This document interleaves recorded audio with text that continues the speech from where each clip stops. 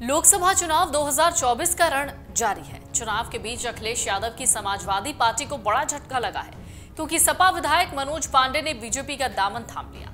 शुक्रवार को गृह मंत्री अमित शाह ने रायबरेली में सपा विधायक मनोज पांडे को भाजपा की सदस्यता दिलाई। इस दौरान कहा कि मनोज पांडे आज भाजपा के साथ आ गए हैं। उन्होंने कहा मनोज पांडे सनातन का साथ देने के लिए आए हैं, जबकि सपा विधायक मनोज पांडे ने कहा कि राजनीति रहे न रहे लेकिन सनातन के साथ रहेंगे। गर्दन भले कट जाए लेकिन भगवान राम ही मेरे हैं। गृह मंत्री शाह ने शुक्रवार को गांधी परिवार के गढ़ रायबरेली में बीजेपी प्रत्याशी के लिए प्रचार किया।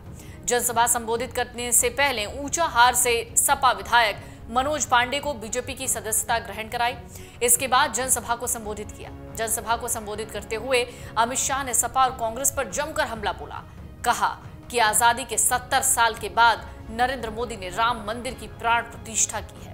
ये कांग्रेस वाले कहते हैं राम मंदिर की प्राण प्रतिष्ठा ढंग से नहीं हुई, लेकिन मेरी बात याद रखना, अगर ये इंडिया अलायंस वाले आ गए तो ये राम मंदिर पर फिर से बाबरी ताला लगा देंगे। ये तो हो गई मनोज पांडे के भाजपा ज्वाइन करने और फिर अमित शाह के जनसभा में बोलने की बात। अमित शाह के संबोधन की बात अगर करें तो अब आइए जानते हैं मनोज पांडे के भाजपा ज्वाइन करने से पार्टी को कितना ज्यादा फायदा होगा और समाजवादी समेत इंडिया गठबंधन पर इसका क्या असर होगा। यूपी की रायबरेली सीट पर बीजेपी को कड़ी मेहनत करनी पड़ रही है। रायबरेली सीट से कांग्रेस की ओर से राहुल गांधी चुनावी मैदान में हैं। बीजेपी ने राज्य मंत्री दिनेश प्रताप सिंह को उतारा है।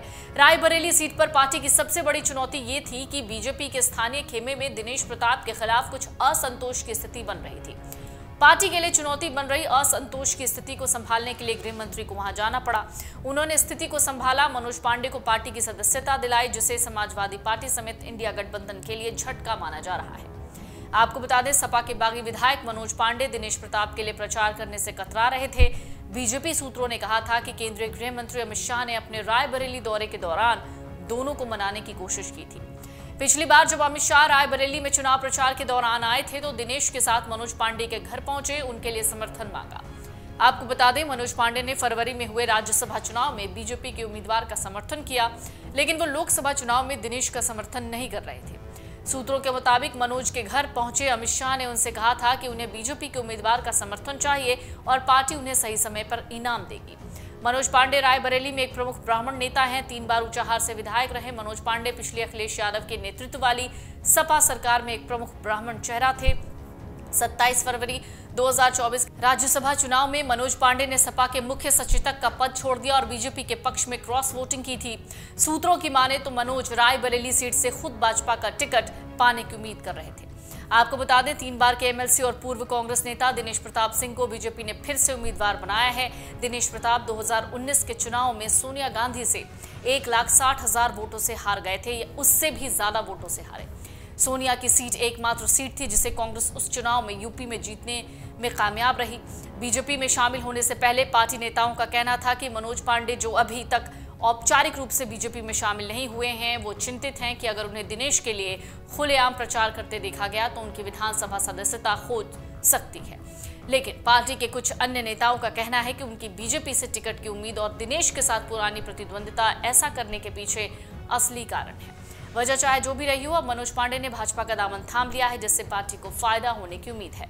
आपको बता दें, इस बार राहुल गांधी रायबरेली से चुनाव लड़ रहे हैं, क्योंकि उनकी मां सोनिया गांधी नहीं लड़ रही, जिन्होंने लगभग 2 दशकों तक इस सीट का प्रतिनिधित्व किया। हाल ही में वो यानी सोनिया गांधी राज्यसभा चली गई।